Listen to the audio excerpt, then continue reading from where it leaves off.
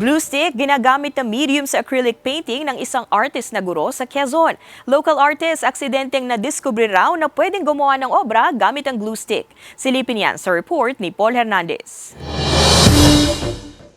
Ang inaakalang pandikit lang sa mga school project na glue stick, ginagawang obra ng isang teacher mula sa Gumaca sa Quezon. Immune na nga raw si Teacher Ari sa paso mula sa mga tinunaw na glue stick gamit ang glue gun. Sa akin po kasi para mas ma-appreciate mo yung isang art, hindi lang siya sabay mata.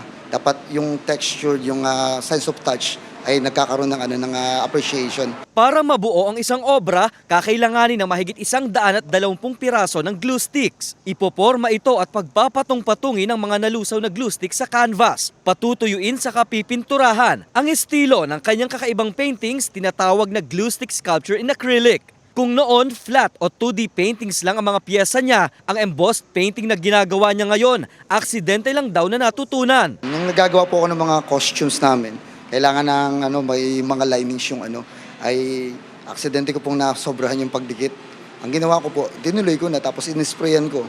Nagkaroon siya ng parang textured na design, kaya nakita ko na parang pwede siyang gamitin. Inspirasyon siya sa mga kapwa niya artist, maging sa kanyang mga estudyante. Ang mga likhang sining niya na i-exhibit na rin daw sa iba't ibang lugar. Like explore new things po. Yun po lagi niyang sinasabi sa amin. Para po may maging isang unique yung isang artwork. Dikit na nga raw sa pagkatao ni Teacher Aris ang pagiging visual artist niya. Payo pa niya sa mga young at aspiring artist na maging malikhain dahil maaaring dito raw sumibol at umusbong ang isang obra na pwedeng maipagmalaki hindi lang sa lalawigan kundi maging sa buong bansa.